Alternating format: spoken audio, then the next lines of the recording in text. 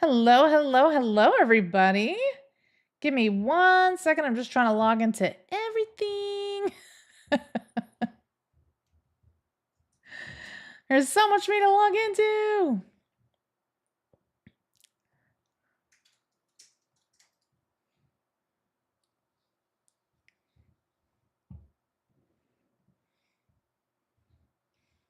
Just pull this down just a little bit. There we go.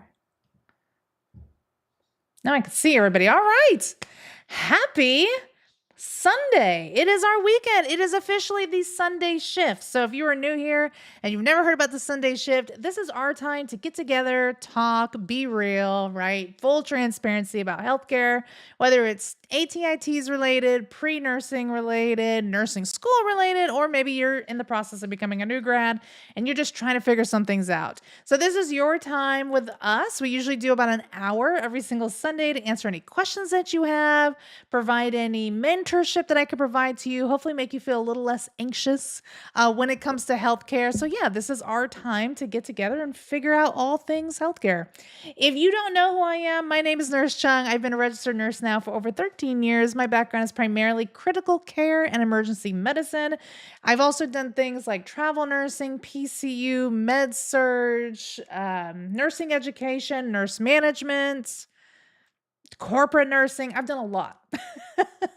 I've been around the block. So this is your time. Like if you're just curious as to what goes on in healthcare, curious as to, my brain and how I see healthcare, this is your time to come in and ask your questions so that I can hopefully make you feel a little bit less anxious about what it is that you're getting into, or hopefully make you feel a little bit better about the next steps, what the next steps are going to look like in your career.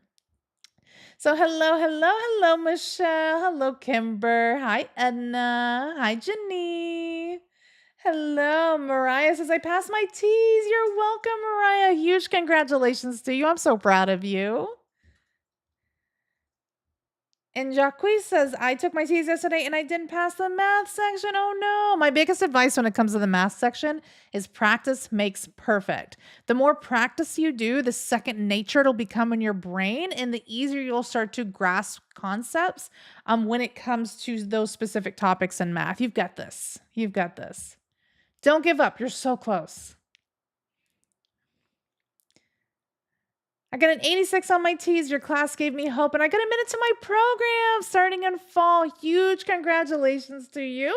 I'm so incredibly proud of you. 86% was a highly competitive score. I love when I see those high 80s, those 90s. Those are the scores that we want. That's the chef's kiss when it comes to a lot of these programs. So congrats. Huge congrats to you. I'm incredibly proud. Oh, Jamar says, I almost missed you. No, you got me. You got me.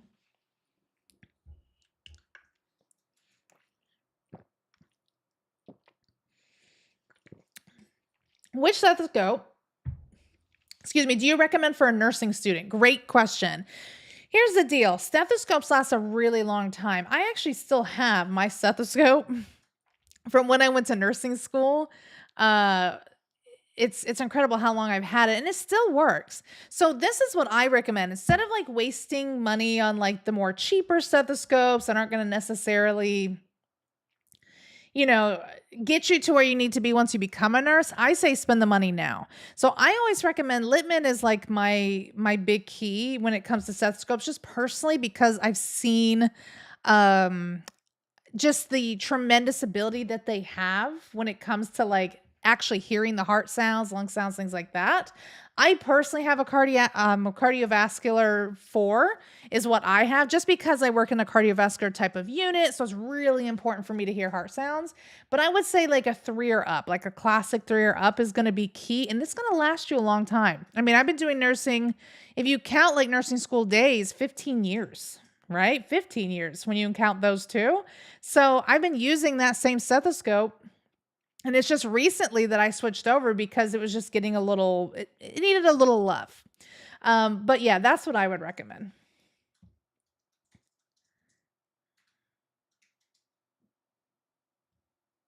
Hello, hello, Belinda. Is it bad if I want to change to radiology tech? Absolutely not. Radiology tech is fantastic.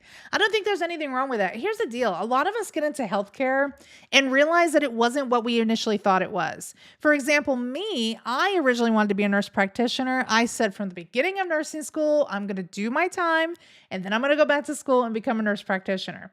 Well, here's the deal. Sometimes that doesn't work out. I went to nurse practitioner school and started doing my first clinicals and saw how miserable a lot of these nurse practitioners were. And I realized, you know what? This is not what I want to do. This is not what I signed up for. So I made the conscious decision that I said, you know what? It's okay for me to change my life, trajectory into something different. And that's exactly what I did. So never go with your first option. If you feel like there's, questions about your first option, maybe there's something else that might be a better horizon for you, switch it up. Nothing wrong with that. You got an 86 on YouTube chat? Yes, I saw that.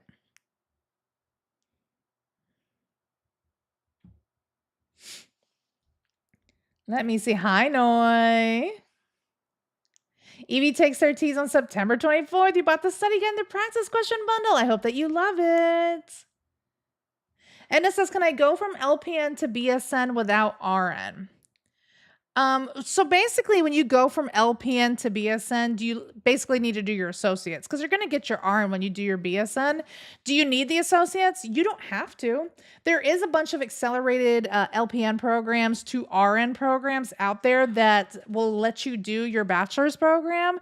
So if that's something that you want to do, if you just want to skip the whole associates avenue and go straight for your BSN, absolutely. Because here's the deal. At the end of the day, a lot of hospitals are switching over to magnet statuses. A lot of them have certain credentials like cardiovascular centers, stroke centers. So it's honestly better that you have your bachelor's if you want to work in that kind of environment. That is what I would highly recommend.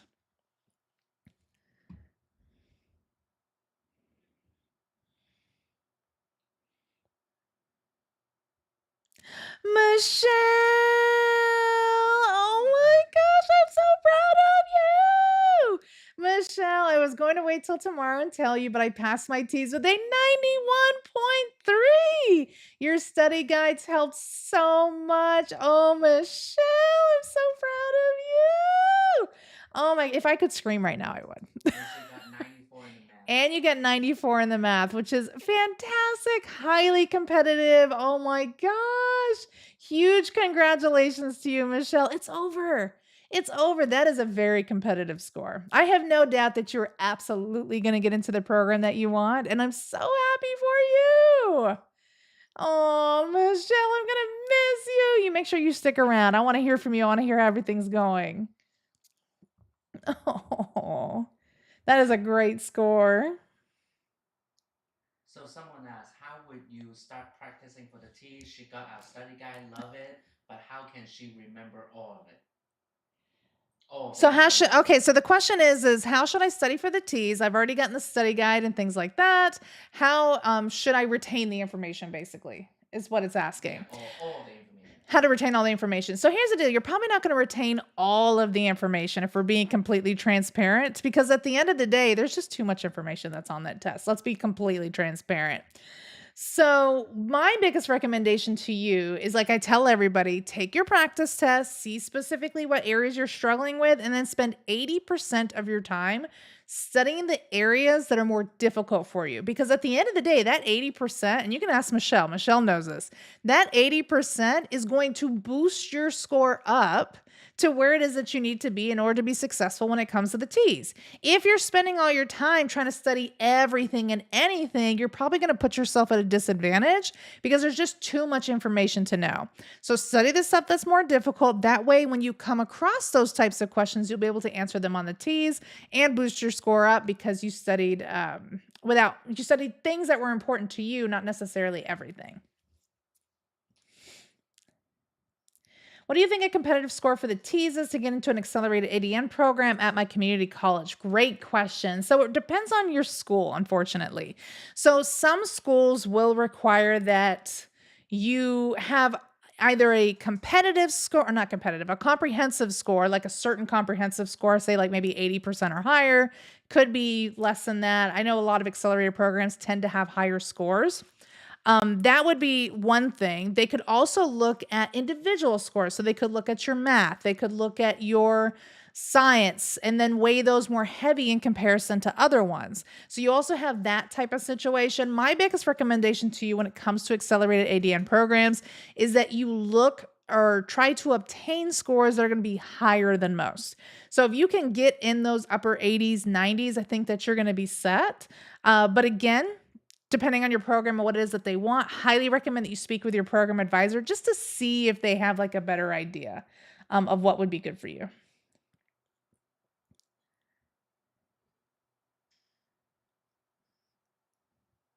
I heard you mention that you're getting into corporate nursing. How do you get into that? Great question. Yeah, so I do work in corporate nursing.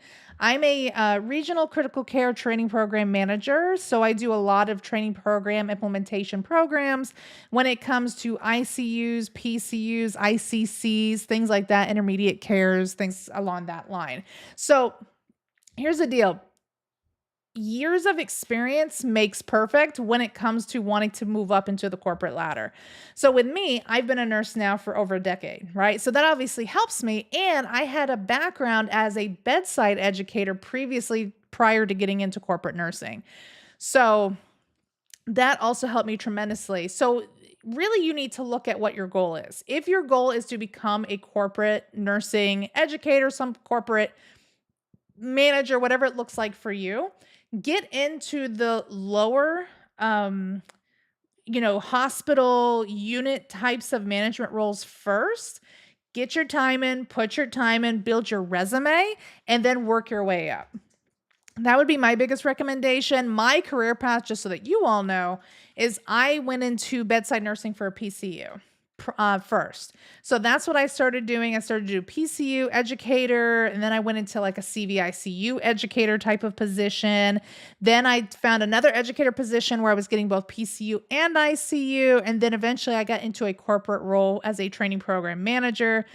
Stayed there for a little while, and then I decided to take like an even bigger role as a regional manager. So you just basically just work your way up. Don't cause too much drama if you possibly can, and just take it one step at a time. Build that resume. That way when you interview, you've got something to talk about. That's what they're looking for. Um, Beauty and Life and TikTok asks, what's the best way to study for nursing fundamental and pass the ATI quiz and exam? Great question. So, and I'm assuming you're talking about the ATI predictor when it comes to the fundamentals course. So this is what I would recommend. Um, Really know the fundamental pieces when it comes to fundamentals of nursing. So you really have to understand like your Maslow's hierarchy of needs. You've got to know like your vital signs, your fluids and electrolytes, your general patient care, infection prevention. Like you've really got to know those things. Now, here's the deal. Learning in nursing school is going to be completely different than the way that you learn in your prerequisites. They're not the same. So in your prerequisites, you could kind of like memorize, brain dump, and then move on and never really have to know that information again. However, when fundamentals in nursing, you can't do that because each class builds upon itself. So fundamentals is the foundation. Then you start getting into the medical surgical classes, and that'll start to build you up too. You're going to take those same fundamental concepts and apply them to med surg. So it's really important in fundamentals that when you are studying, you have to study specifically the concepts and why things are happening. You have to start asking yourself why. The teachers are going to say, never ask the patient why. That's fine. I get that. You don't ever want to ask a patient why. However, you need to ask why to yourself. Why is this happening? What am I missing? What are the signs and symptoms? What could go wrong if I don't catch this early? What could be the outcome? What is the outcome that I want? You have to start asking yourself those questions and fundamentals in order to grasp those concepts. The other thing that I highly recommend when it comes to studying is make sure you're doing active recall. I don't care if you've got to get a whiteboard, blank sheet of paper, whatever it is, I want you to teach that information. I want you to talk to me about that information because what we tend to do is we just look at our notes and then we're just like, okay, yeah, so this is what's going on, but we're not saying it out loud. We're just reading it. And that's just not an easy way to retain information. You've got to say it out loud so that you can hear yourself saying it when you're taking those tests. That's going to be my biggest recommendation to you is to teach the concepts, learn the whys behind the concepts, and really get that solid foundation of fundamentals because that's going to carry you through a lot of the other classes. Tips for how to start studying for the T's. This is my biggest recommendation when it comes to studying for the T's. Number one, before you even touch study material, you take a practice test first. That practice test is going to be key to figuring out what it is that you're having a little bit more difficult time with. Because at the end of the day, I can't tell you what to study. You have to figure out for you what it is that you need to know because what I know is going to be different from what you know is going to be different from what Mr. Cheung knows, right? So you have to take a practice test to see what areas you're struggling with and then spend 80% of your time studying the areas that are difficult for you. It's going to suck. I get it. We don't want to spend all this time studying stuff that we don't know, but it's going to be imperative when it comes to the T's for you to know that information. Spend that 80% studying the stuff you don't know, 20% of your time studying the stuff that you do, and then occasionally take a repeat test, like a practice test to see how you're doing, to see if you're improving, or if there's new topics that maybe came up that you weren't aware of that now you need to also put into your repertoire of study time.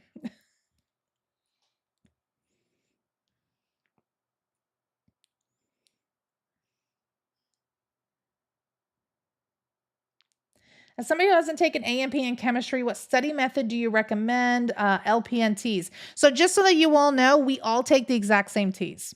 So whether you're going to LPN, RN, sonographer, dental hygienist, radiology tech, doesn't matter what it is, we all take the exact same T's. So when it comes to A&P in chemistry, A&P is going to be huge, especially if you're going into the LPN field. You have got to know LPN and A&P. That's going to be your biggest thing. So my biggest recommendation when it comes to A&P is know the systems, know what the system's functions are, know how the systems talk to each other, and what within the systems are important. So say, for example, if you have blood pressure issues, what other system might kick in? It might be your kidneys. You might have the RAS system that's going to kick in to help try to, fix that blood pressure issue. So really understanding how the systems talk to each other and what they do is going to be huge. Chemistry, you may not necessarily need to know a lot of chemistry when it comes to being in the LPN type of field. However, it will be important for you to know chemistry when it comes to the T's. I have an entire chemistry video over on my YouTube channel. I highly recommend that you watch that. That's going to be imperative. Imperative because I break it down so easy to understand based on community feedback, of course, but I break it down so easy to understand that it makes it so simple. That would be my biggest recommendation when it comes to chemistry, specifically for the T's.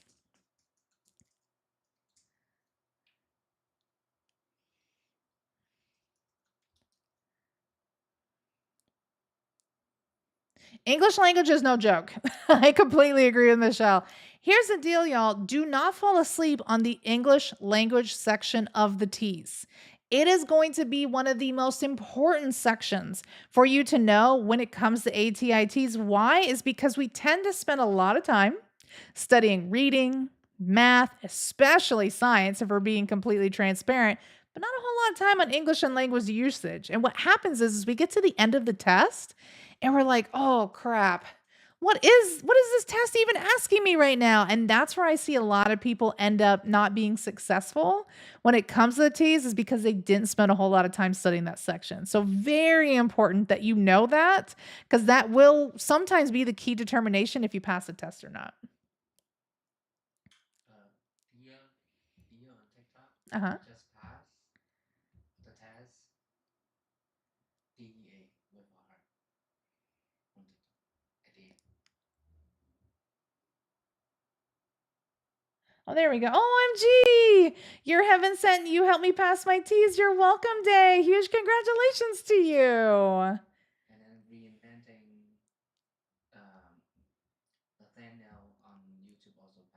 And I see, and Mr. Chung, and I don't see it. You have to forgive me, but Mr. Chung says reinventing what? Nathaniel, Nathan, Nathaniel also passed your T's too. Huge congratulations to you. Oh, I see you. You've been out of school for 10 years. That's incredible. I love that. Love that for you all. Huge congrats to each and every single one of you.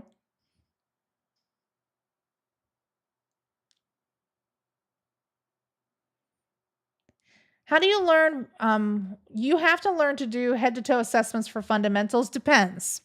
So typically, at least in my program, I learned head to toe fundamentals. It was through a BSN portion of my program.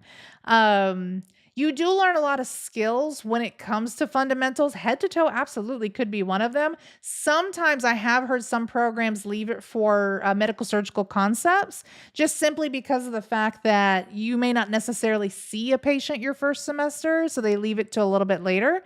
But it depends on your program.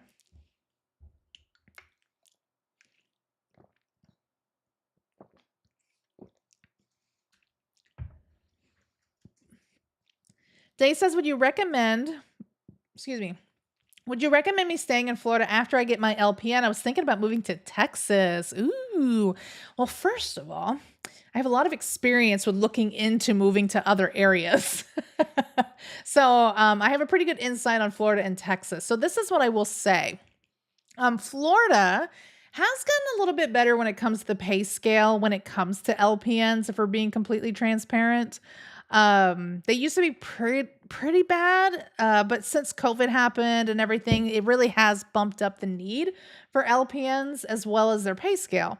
But what I will tell you is that Texas, being as big as it is, and a lot of major hospital systems being there, you may be in a better situation. I currently have a girlfriend who worked in the ER in Orlando. They decided to go to Texas to find like better opportunities. They were trying to do travel nursing and thing like that. They ended up falling in love with it and ended up staying. And she actually eventually switched over into like a NICU position, and then she went back to do her NP. But she says that she would highly recommend leaving Florida to go to Texas. Couple things, just the job opportunities are much more prevalent there. If you want to advance your career, there's a lot more accessibility to you for certain kinds of programs and things there. And number three is they also don't have a state income tax, right? So I think like Florida, Texas, Tennessee. I'm missing. Delaware, Nevada, I think I don't Nevada. know. I know for sure it's Tennessee, Texas, and Florida. None of them have state income tax. So if you end up going to a state that has state income tax, it can add up really quickly. So it's really good to make sure that you're looking into things like that, look into cost of living, look into how much you're going to make in your position to see if it's going to be worth it. But I highly recommend it just simply based off of her experience.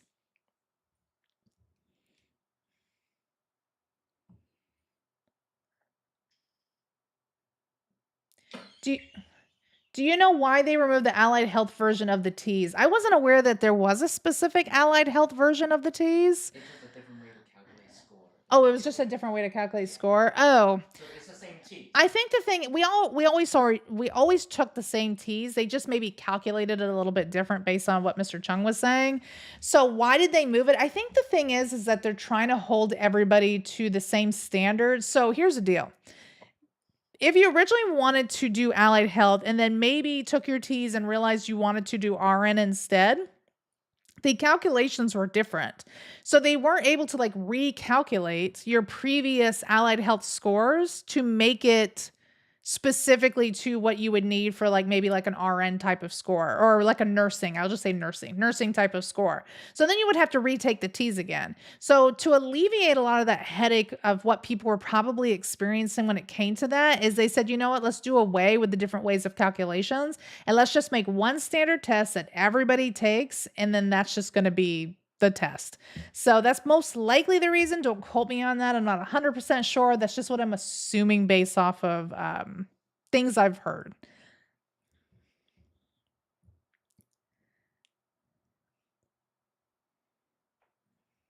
And then Celeste on the YouTube passed the T's. Celeste, thank you for your videos. I passed my T's test. I'm trying to get ahead. I'm studying, obviously, not to burn out. But do you recommend me studying dosage calculations? Absolutely. If you are in the process of going into nursing school, whether it's LPNR, it doesn't matter what it is. My biggest recommendation to you is that number one, you study dosage calculation because you're going to set yourself up light years ahead of other people that are coming behind you who didn't study before you. Because dosage calculation can make or break your experience when it comes to nursing school, y'all. If you don't pass your dosage calculation exam, they do have the right to release you from your program. Don't ask me how I know. I wasn't released. I was good. I passed it. But there were people in my program that were released from the program because they didn't pass dosage calculation. So if you can set yourself up for success, you're going to be way ahead of the ball game when it comes to that. The other thing I also recommend is that you really spend some time studying that A&P. Make sure you understand it because your teachers are going to tell you, I am not here to teach you L&P or A&P, I'm sorry. I am not here to teach you anatomy and physiology concepts because at the end of the day, you've already taken the class, you've passed. That's the reason that you're here, right? That's the big thing. The other thing is medical terminology. Medical terminology will be huge when it comes to healthcare. If you can understand how to break down words to understand what they mean, going to be highly effective when it comes to your studies because you'll be like, what is this? What is this disease process even? What is it, right? But you might be like, okay, hold on, let's break down the word. This means this means that. Oh, got it. This is what it's talking about. That'll help you tremendously when it comes to nursing school. And then two people on TikTok also pass. How do you handle family and friends asking you for medical advice? Ooh. I love this question, Belinda. So here's the deal. It's not going to stop, especially when they know you're a healthcare provider. If you tell your friends or even acquaintances that you work in healthcare, just expect that they're going to ask you for medical advice. This is what I always say, even to my parents, because my parents call me constantly about my dad's health or my mom's health or things like that, is that based on your scope of practice, you can't diagnose patients. So at the end of the day, if they're concerned with something, they need to go see a healthcare professional. If they tell you something that's like, whoa, you need to go see somebody, it's okay to be like, I think you should go see a healthcare or go see a doctor about that. But unfortunately, it is what it is. This is what I'll say is that especially like when it comes to your friends and even your family sometimes, depending on like your family dynamic, if you misdiagnose somebody and give them medical advice and something happens to them and they come back and say, well, so-and-so told me not to worry about it or not to do anything about it, you could lose your license because you technically worked outside of your scope of practice providing medical advice to somebody else. So that's why it's very imperative that even if you're like, it sounds like maybe you got hypertension, but I highly recommend you go speak to a doctor about that. Always follow it up with that. Because at the end of the day, that one line, I highly recommend that you go speak to a provider about that, is going to save you every single time. Even if somebody was to be like, oh, but they told me that it sounds like I had lupus or something crazy, right? But you say to them, it sounds like signs and symptoms of lupus, but I highly recommend that you go speak to a provider about that every single time. That would be my biggest recommendation.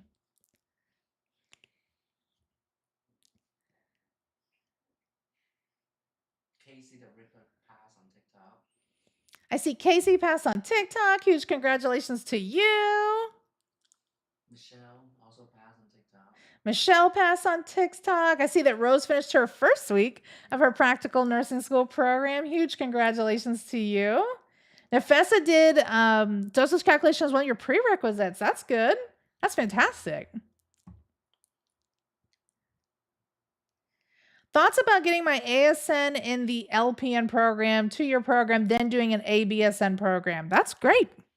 I don't have anything negative to say about that. If you want to get your associates with your practical nursing, that's that 2-year program, and then do an accelerated BSN program later, you absolutely could. A lot of people do, but this is what I will tell you, is that with you doing LPN, I think that you'll be okay with doing an accelerated program. However, if you have no healthcare experience, meaning you haven't worked as an LPN, you haven't worked in healthcare, and you want to do an accelerated program because maybe you have like a bachelor's in a different field or something like that, I do not recommend that. And the reason that I don't recommend it is because a lot of these programs are sometimes a year, maybe 18 months, and they're really trying to give you so much information in such a short period of time that it almost as a detriment to how you're going to grow or even how you're going to pass the NCLEX. Because at the end of the day, nursing school is going to teach you how to pass the NCLEX. It is not going to teach you how to be a nurse. But if you go into nursing without the fundamentals that you need, especially when you're trying to figure out scope of practice between LPN and BSN, you really got to be on your game in order to feel confident. And especially if you're doing an accelerated program without any experience in the past, it's going to be really, really difficult. So I don't recommend accelerated programs if you haven't gotten your degree in some kind of healthcare field prior. That would be my recommendation. Disney, I passed on my 4th try and it felt so good. I wish I had found your video sooner for a better score, but I'm okay with that. I got accepted into my nursing program for the spring of 2026. That's incredible. I can't wait to hear about how January goes for you. You're going to blink and it'll be here. It's crazy how quickly time is going by. It's already almost September, y'all. Ain't that crazy? Where did the year go? My school doesn't allow me to take the T's at home. Yeah, there are a lot of programs that will not allow you to take the T's at home. They have certain requirements. So definitely make sure you're following up with your schools to advise specifically what their requirements are when it comes to where you can take the T's. How did you study for the CCRN? Great question. So for my critical care registered nurse certification, I personally looked at the test outline. So there's a lot of information from the AACN, the American Association of Critical Care Nurses. Look to see like specifically what it is that they test on, what the test outline is. And then I just basically watched a lot of videos. I watched a lot of videos on those specific topics. How like those disease processes worked, what it would look like on like ECGs, and what I would do, what would be my medical intervention if somebody was to have certain types of disease processes and things like that. That's how I studied for it. There's like a very popular program that's out there that a lot of people use to study CCRN. I did not find that it was helpful for me, to be 100% transparent. I won't name what the program is, but I didn't find it very helpful for me because it just really like gave me very like cliff notes information about what was in the study plan and not actually like how to answer the questions. In order for me to learn, I need you to help me how to figure out how to answer the questions. And unfortunately, it just didn't provide that to me. And I need like nice big breakdowns. So definitely do your own research, see what programs work best for you. And maybe you just like me, maybe you just look up the guidelines of what the test is specifically on and what they're testing on, and you just study those things individually.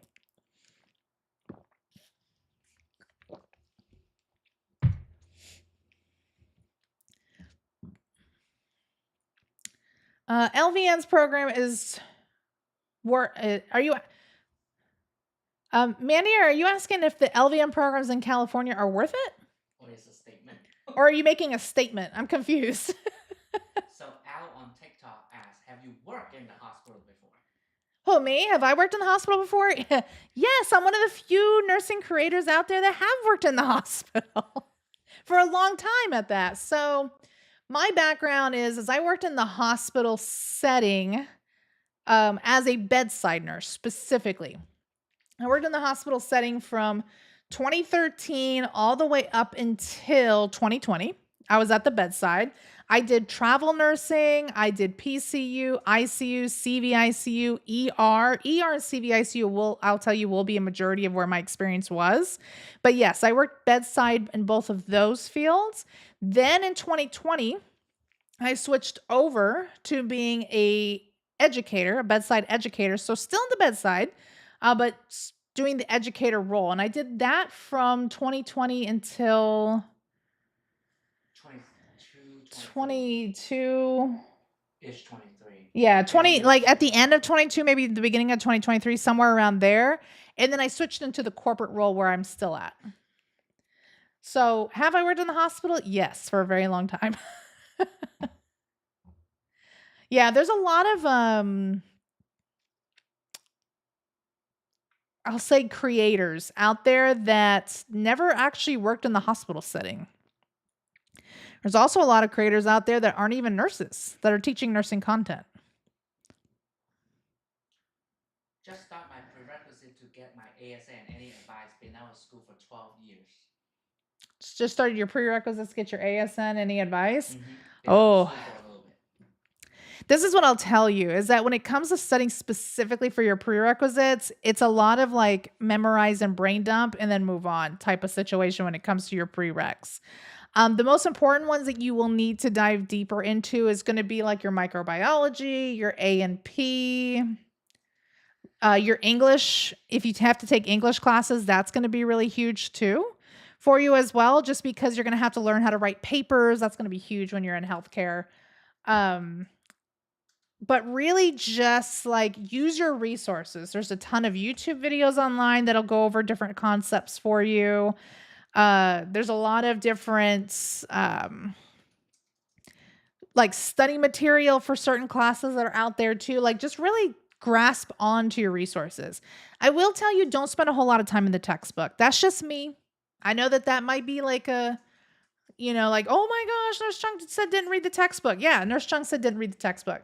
And the reason why is because they make these textbooks so lengthy and so wordy, it's unnecessary. Why are you overwhelming the population who is trying to learn and better themselves with information that's unnecessary when it comes to these classes? Right? So stop it. Stop it to people that are writing these textbooks. You don't need to prove your academia. We know that you have academia. Got it. Check. Make these textbooks much more digestible and easier to read. That's the whole reason that I created the ATIT study material. Because if you look at a lot of the ATIT study material that's out there, it's insane how overwhelming that material is. It does not need to be that crazy. Like, what are we trying to prove in our society right now that we have to make it ridiculous? So no, I 100% tell you not to read the textbooks. I personally did not get a textbook when I did some of my nursing classes because I rarely opened my textbooks, to be 100% transparent, and I'm still a nurse and I'm damn good at it. Okay? So just try your best. Practice makes perfect. Do practice questions regarding what it is that you're doing, and don't rely too heavily on the textbook. And don't buy all the textbook immediately. Yeah. Wait until the syllabus and first class, then Amazon 1 to 2 day ship. Yeah.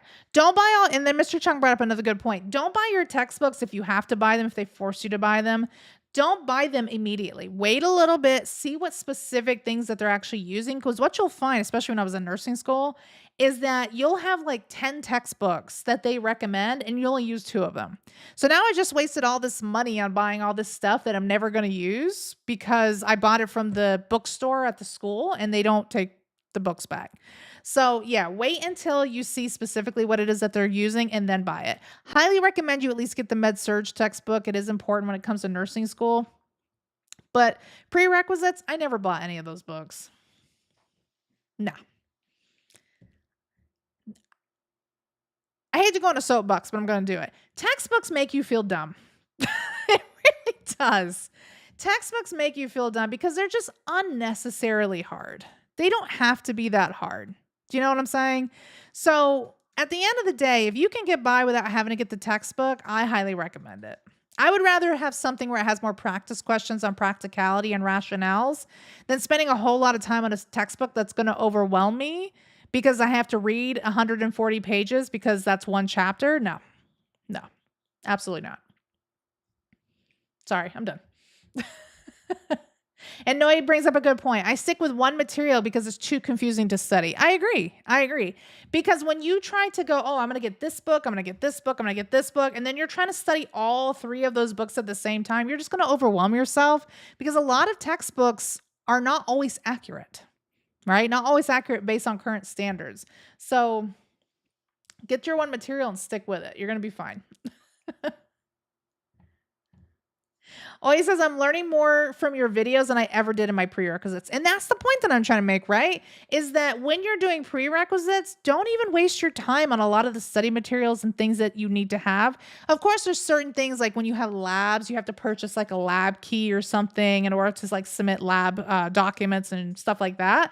But you don't necessarily need to get the textbooks. There's so many videos out there and so many educators that are teaching you way beyond what a lot of the professors are even teaching you in your courses.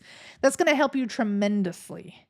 And if you're like me, I'm an audio visual type of learner. I'm very tactile. I like to have my hands in things. I don't need the textbook for that. If I read it, I read like one page and I've already forgotten everything that was on the page. Can't do it.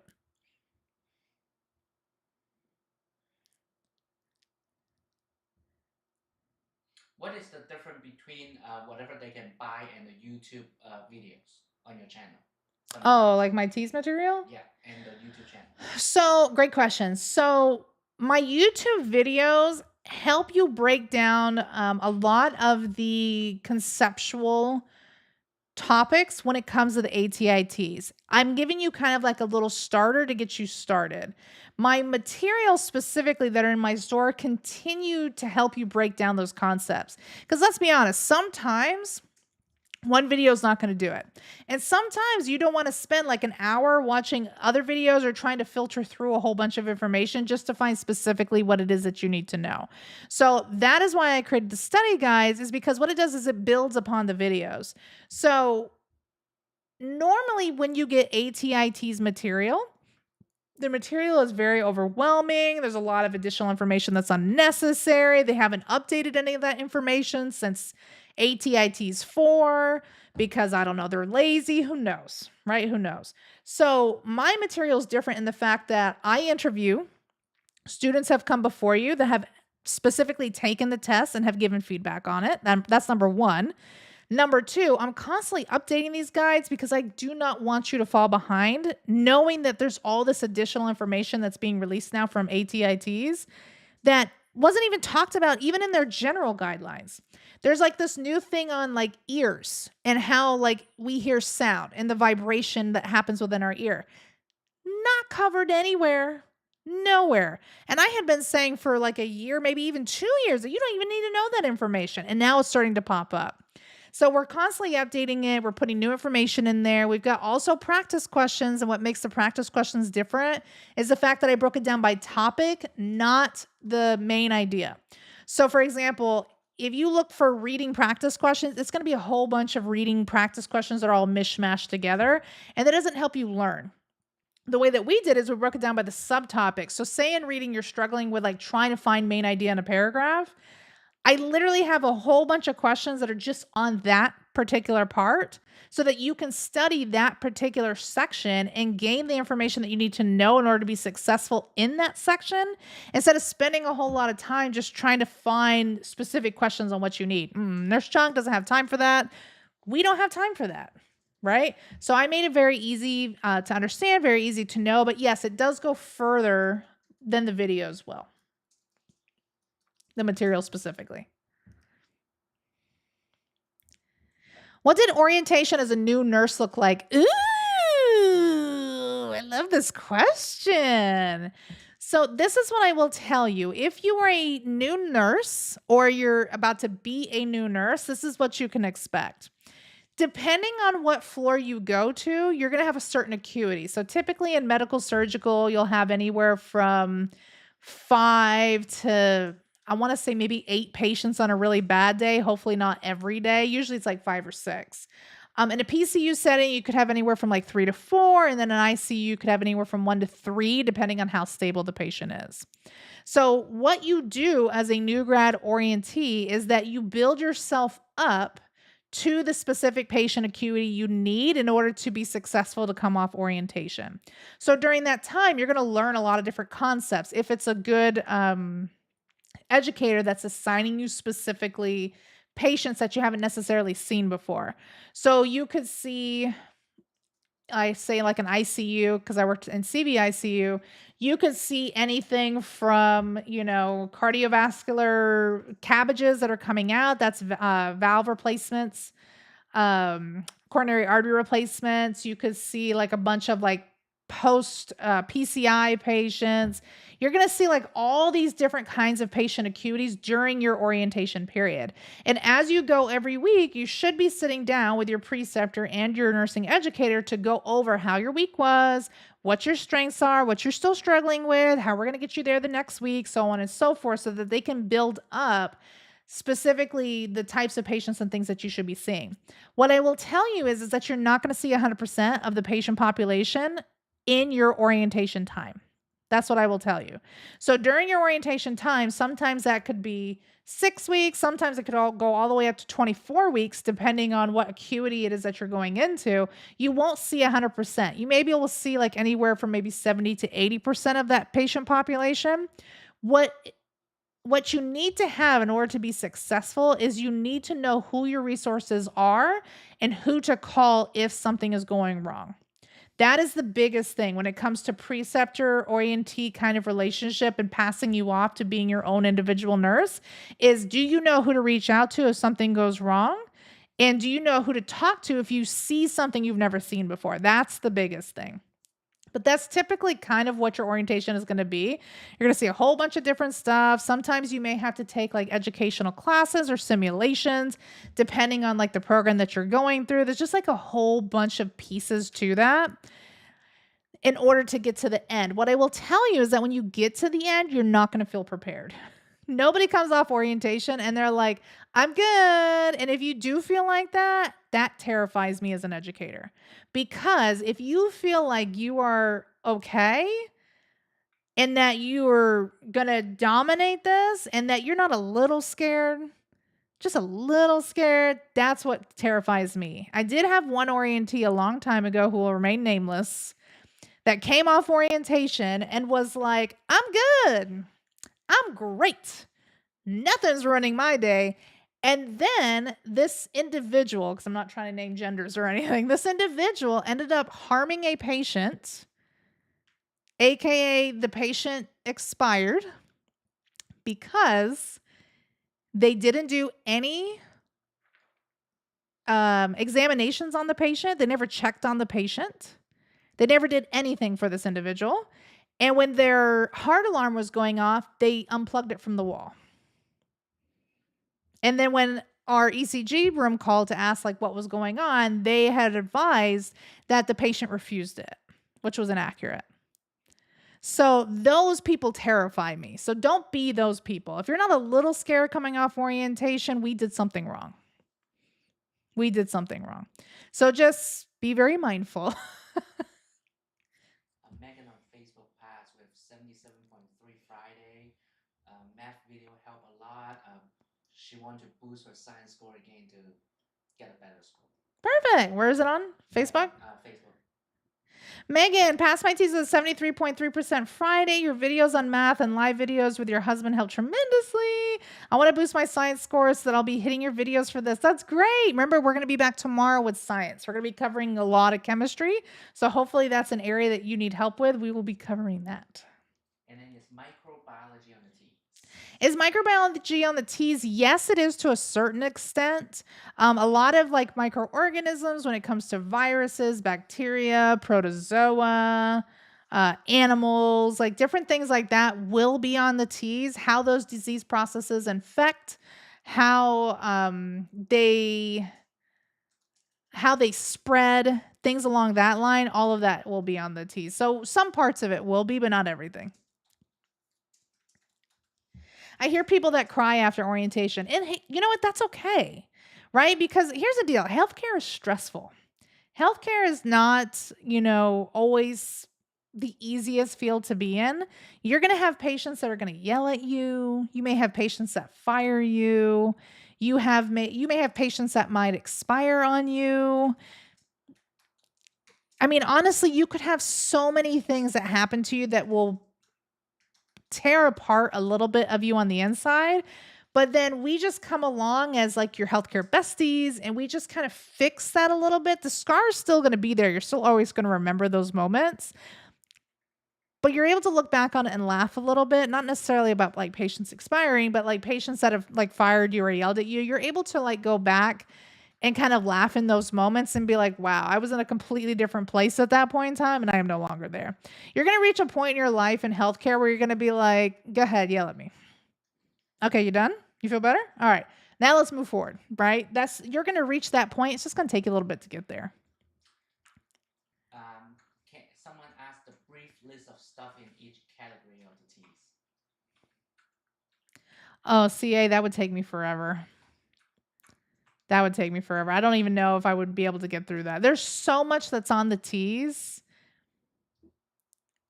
It's insane. Even science alone, like A&P, chemistry, life and physical science, scientific reasoning. You've got all 11 systems in A&P. You've got basic atomic structure. You've got shells, subshells,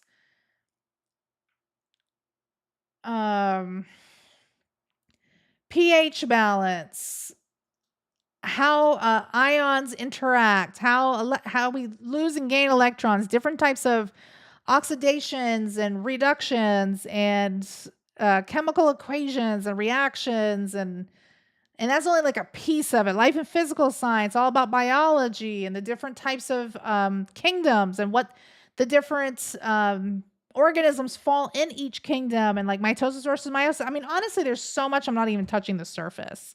So I wouldn't be able to give you a brief list when it comes to the teas because honestly, you need to know everything. And it's not a brief list, unfortunately. Jeremiah on YouTube asks, I have seen videos that people feel they ain't trained well, that they feel rushed and not having a resource person while having their own patient to take a shift. Is it true? I see it. So, Jeremar, I'm probably totally messing your name up, but I'm so sorry. I have seen videos that people feel like they were not trained well, that they felt rushed, that they were having not having a resource person while having their own patients to take on the shift. Yeah, so this is what I will tell you. Having a resource person in Florida is like a luxury. We don't get it down here at all. I know in certain places like California, because they're very unionized, that there's certain things that they have to meet based on union requirements. And one of those things usually sometimes is having a resource person. So depending on where you're at, you may not always have a resource person. There are going to be situations where you do not feel like you were trained well or that you were rushed 100%.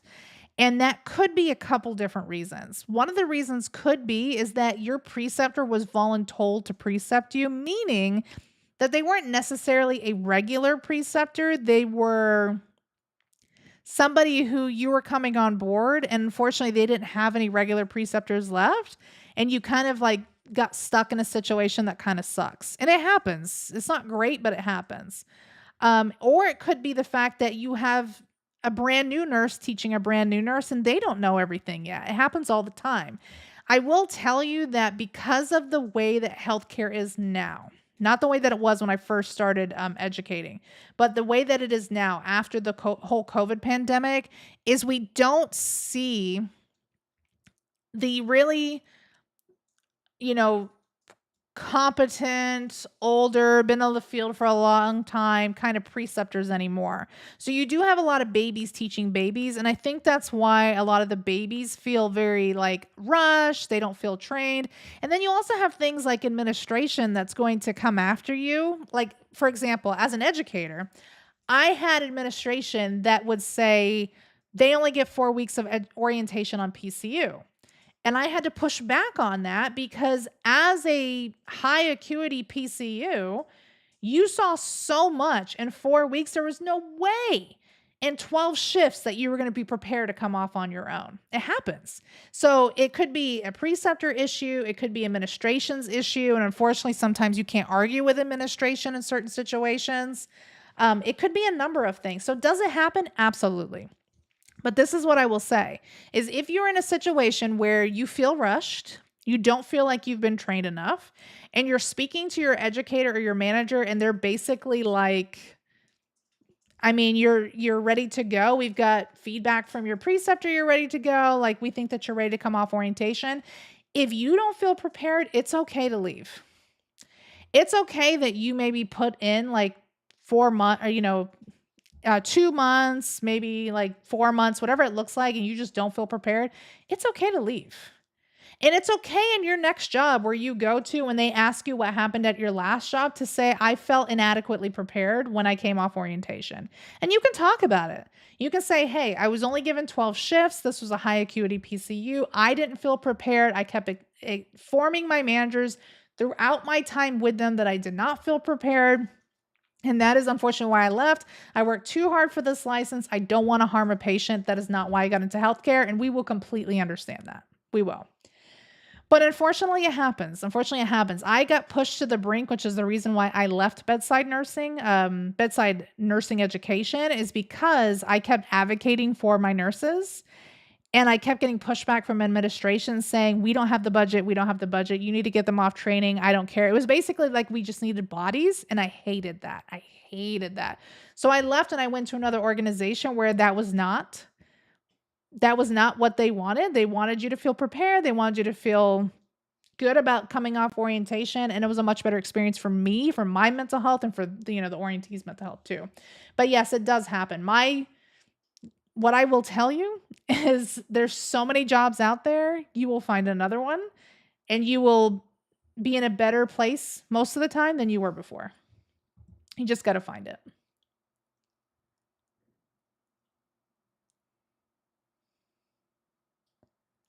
Laura says I was a preschool teacher. I'm used to getting yelled at.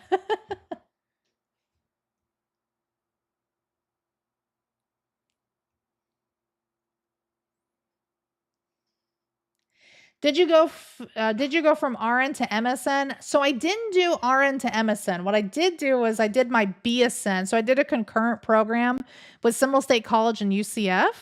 I was the first class that did this concurrent program, which was incredible. It was great. But I did that. I got my bachelor's in a 2.5 year period. Basically didn't work. That was the only thing that I concentrated on. And then I want to say it was like maybe 3 years later after finishing, I went back and got my master's. So I didn't go directly from like an ADN to MSN. I did a little bit in between.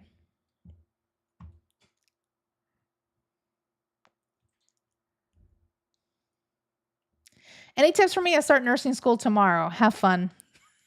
Enjoy the chaos. It's going to be crazy.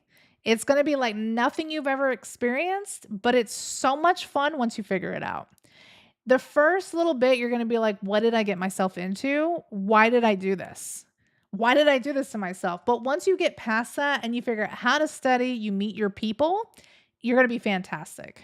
You're going to be, Really good calendar. yeah, have a really good calendar. That's my big thing. Write down everything on your calendar when assignments are due, when you have simulations, when you have clinicals, things like that. And always work like 1 or 2 weeks ahead so that you're always on top. In case something happens, heaven forbid nothing happens, but in case something happens, you're always a little bit ahead. Can you do BSN in 1 year and online after you get your associates? Absolutely. I do not recommend accelerated BSN programs if you've never worked in healthcare. And I also don't recommend online nursing school programs if you're not already an RN. Because a lot of online programs don't necessarily meet the nursing board of standards, like their specific guidelines and the things that they want you to have in order to be successful. I will tell you during the COVID pandemic, it was a different time. A lot of people were doing clinicals and things virtually as well as classes. But again, that was a different time. Those times are over. We're back in the classroom. So what I'll say is that a lot of these maybe have like regional accreditation, meaning like where they're at, but not national accreditation. And you really want to go to school that has a national accreditation. So you really want to make sure that you get those clinical hours, get in the classroom time, things like that you're going to need.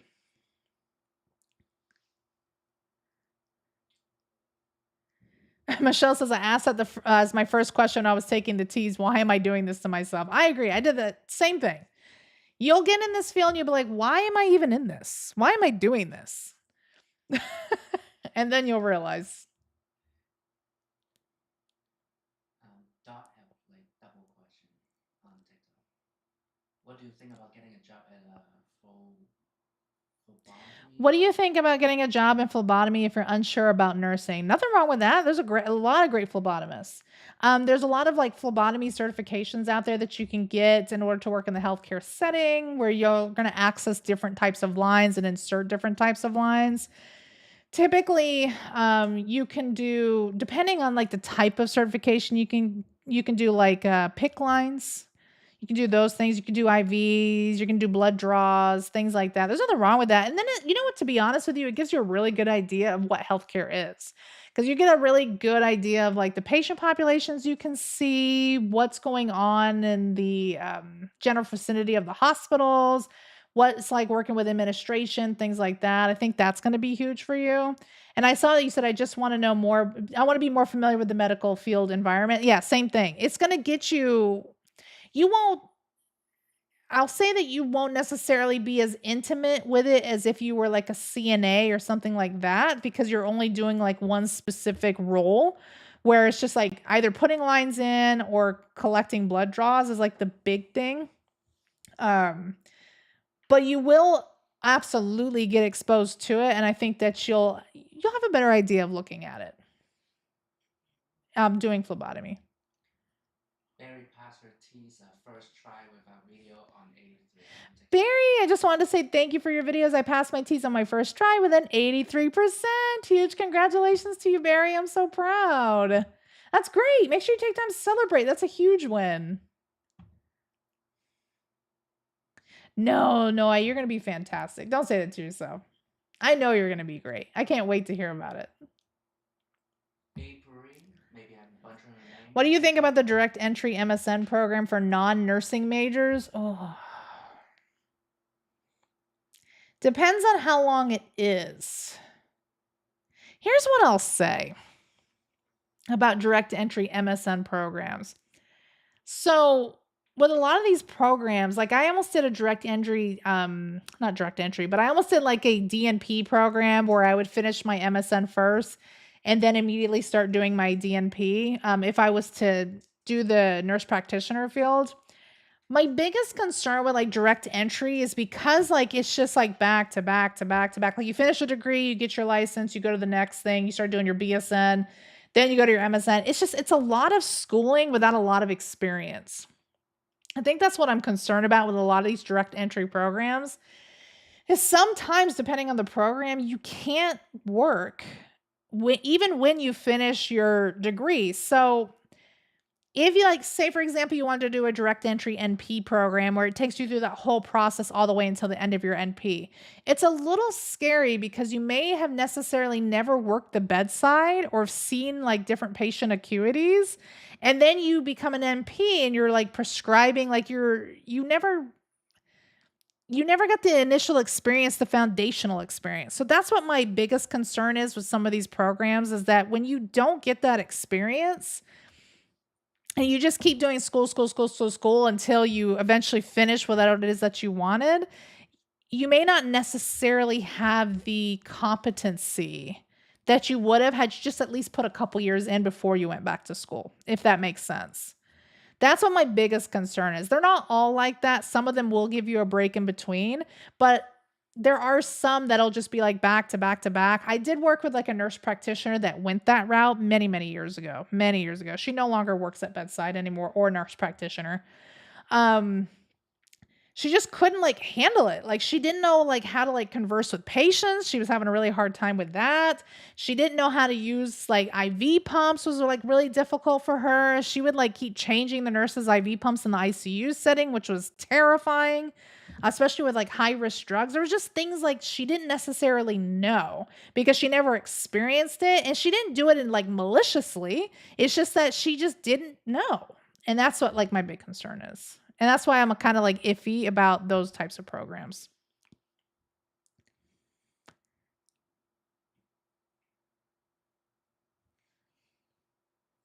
Did I miss anything? Oh, there's a lot of questions. There's only so much. Give me like one last good question to end on. So let's see. Good question. Good question. I'll let Mr. Cheung pick.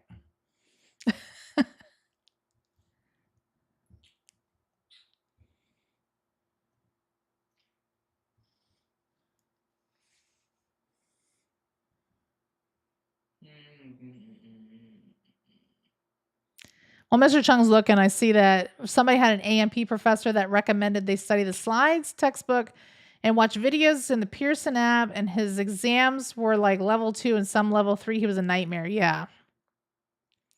Like I said, I don't want to put professors in a bad light. I don't want to put them in a bad light. But some professors have been removed from school, healthcare, whatever it looks like, for a long time. And it's almost like a lot of them went back to school, like especially for nursing professors. They went back to school to get their DMP in nursing education, nursing practice. So they had to write all these academic papers and things in order to meet this requirement. And then they come out of school forgetting that layman people like us, don't learn that way, right? So then they're just like, oh, well, I'm going to not necessarily teach you anything. I'm just going to write all these slides and tell you to read the textbook, and then I'm going to give you a test on this. Or I'm going to teach you something, but it's going to be so highly academic that it's ridiculous that you're not going to be able to retain any of the information. I really wish that our education system was a little bit different, because there's just too many people that are in the field that are no longer in the field for the right reasons. The whole reason that you should be in education is you're trying to bring up the next generation. And when you're just like, oh, I hope for the best. I don't know. I don't know how it's going to go. It's just like you're doing a detriment to the next generation. And that's why the next generation doesn't even want to go to school anymore, because they're not learning the concepts and things that they need in order to be successful in the programs that they get into. They're just so far removed from the baseline, and you're supposed to be teaching the baseline. So that's why, like with me, I still work in healthcare, right? I still see everything every day. So it's very different for me because I know what's happening at ground zero. And that's why I teach the way that I teach, because I know that I'm not trying to prove to you that I have high academia, because I know that that's unimportant for you when it comes to your career, right? You don't need to know that I have my master's in nursing education and all the papers that I had to write in order to get there. It's ridiculous. You don't need to know that information. So at the end of the day, I'm going to teach you because that's how you're going to learn. And then when I end up in the hospital because I got health issues, I hope that you take care of me because I taught you how to take care of me the correct way. Because I'm so not far beyond removed that I'm more concerned about you knowing that I'm academic. I'm the academic here. I don't care about that. Make sure that I don't expire in the hospital. That's all I'm saying. Yes. I think no, well said. Is that good? Okay. Yeah, I think that's it. April on takeoff pass with 93.3. April, huge congratulations. You passed your T's with a 93.3. That's an incredible score. I'm so proud of you. Huge congratulations. But yeah, so here's the deal. This is what I will say as we end our live, is that as you are going through school, just know that you are ultimately going to have to teach yourself. You are going to encounter professors, unfortunately, that are not going to read anything but the slide. They're not going to give you any additional information, no real life experience, because unfortunately they've been so far removed from that experience that they probably no longer can recall a lot of that information, and it just is what it is, right? Hopefully you got those cool professors that are down to earth, and they're like, I got you, we got this, we're going to be fine. But it doesn't necessarily always happen.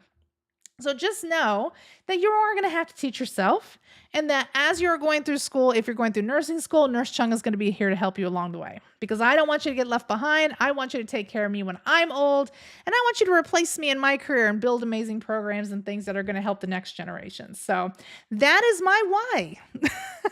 In case you all were here the last week and we were talking about your why, that is my why, and that is the reason that I do, because my inheritance that I leave behind are the values that I teach you so that you can learn and grow and replace me one day when my time has come and we need the next set of educators along the way. But I hope that you all have a wonderful evening. Thank you so much for coming to the Sunday shift. This was fun. You all had some amazing questions, and I loved it so much. Another huge congratulations to Michelle again. I'm so incredibly proud of you for knocking that out of the water. We'll be back tomorrow, starting with our ATIT's content. Remember, Mondays are science. Tuesdays are usually going to be reading or English. And then, of course, Thursday is going to be math. So this is going to be our last week of ATITs before me and Mr. Cheung take a break next week. So there'll be no lives next week, no Sunday shift, no tease lives next week. It's just for 1 week. Don't freak out. It's okay. It's anniversary week. It is our anniversary week. We need, It is the week that we got married. So we are going to go enjoy ourselves and have some fun. But just know that we'll be thinking about you all, but we'll be here this week. So don't worry too much about that. So as always, I will catch you in the next live. I hope that you have a wonderful night, and I will see you not next Wednesday or not next Sunday, but the Sunday after.